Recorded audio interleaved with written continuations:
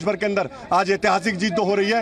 ये जीत अपने आप में है। 4 मई ममता जी गई, ममता का आतंक भी गया तमिलनाडु से, वो ममता जी का आनंद बंगाल से आतंक भी गया, ममता जी का भ्रष्टाचार भी गया।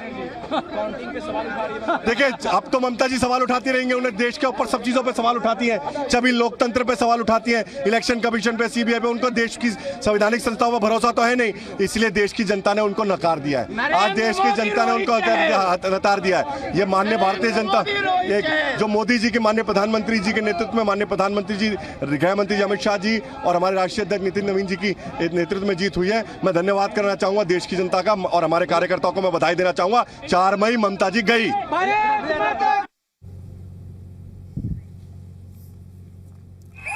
तो पश्चिम बंगाल में कमल खिलता नजर आ रहा है और साथ ही साथ भारतीय जनता पार्टी के जो नेता हैं खुश हैं और हर्षोल्लास यहां पर देखने को मिल रहा है। अब ऐसे में क्योंकि बात केवल पश्चिम बंगाल की नहीं है, पश्चिम बंगाल के साथ साथ यहां पर आपका असम भी है, पुदुचेरी भी है, जहां पर भारतीय जनता पार्टी एक ऐसी बढ़त बनाए हुए जो कि अपने आप में बहुत डिसाइसिव है। Kerala Congress, Tamil Nadu TVK, Puducherry BJP, Assam BJP, सबसे बहुत ज़्यादा बड़ा हुआ एक सिग्निफिकेंट स्टेट इलेक्शन की नज़र से पश्चिम बंगाल बीजेपी 194 पर लीड कर रही है, तो वहीं कांग्रेस केवल 94 पर है और बाकी जगह टीएमसी तृणमूल कांग्रेस की यहाँ पर बात हम कर रहे हैं। तो पश्चिम बंगाल का जो प्रेसिडेंसी एरिया है, इसमें आप बात कर लें कलकत्ता के आसपास की, इसमें उत्तर 24 परगना है, दक्षिण 24 परगना है, हुगली है, हावड़ा है, कलकत्ता है। यहाँ पर बहुत बड़ा एक नुकसान यहाँ पर टीएमसी को उठाना पड़ा है। 30 से 35 विधानसभा सीटों का नुकसान यहाँ पर हुआ है और ये एक ऐसा कारण रहा जिसने भारतीय जनता पार्टी को बिल्कुल क्लियर सिंगल साइडेड विक्ट्री दी है।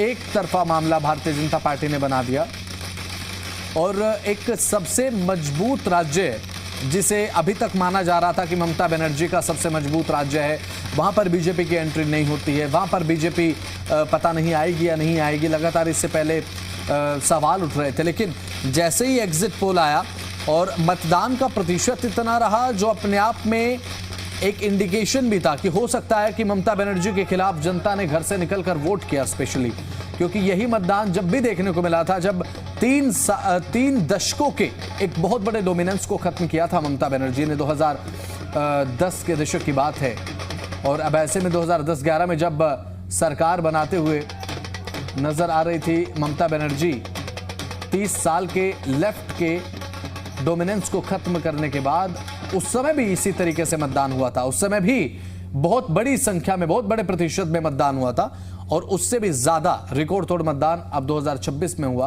और इसका नतीजा यह है कि ममता बनर्जी बिल्कुल साइड कॉर्नर हो गई हैं। बिल्कुल आप कह सकते हैं कि ऐसी हार हुई है कि बिल्कुल साइड कर दिया है, साइडलाइन कर दिया है। बंगाल की जनता ने ममता बनर्जी को नकार दिया, बीजेपी को स्वीकार किया। और ये जो तस्वीरें हैं सामने आ रही हैं, किस तरीके से जश्न का माहौल है। और ये केवल एक मुद्दा नहीं था कि पश्चिम बंगाल में बीजेपी ने केवल एक मुद्दे पर चुनाव लड़ा हो, कई चीज़ें ऐसी रही भारतीय जनता पार्टी की तरफ से जिसे रणनीति के तौर पर देखा गया, चाहे बात हिंदू वोट को कंसोलिडेट यानी कि एकीकृत करने को लेकर हो या फिर ममता बनर्जी पर कटाक्ष करने को लेकर हो। एंटी इनकम्बेंसी का फैक्टर हावी पड़ा ममता बनर्जी पर और जैसा कि लगातार राजनीतिक विश्लेषक जो हमारे साथ जुड़े थे उन्होंने भी बताया कि भारतीय जनता पार्टी ने ममता बनर्जी को अपने चक्रव्यूह में फंसाकर अपनी पिच पर खेलने के लिए मजबूर कर दिया कि हिंदू और मुस्लिम, जिस तरीके से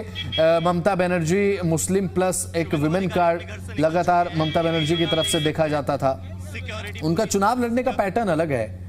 2021 की आप बात करें, उससे पहले 2016 की बात करें तो बहुत अलग पैटर्न के साथ वो चुनाव लड़ती हैं। लेकिन अब की बार उन्होंने कोशिश ये की कि मुस्लिम वोट कंसोलिडेट करें और इसे बीजेपी ने हथियार बनाते हुए हिंदू वोट को अपनी तरफ खींच लिया और इसमें आपका SC ST वर्ग भी रहा।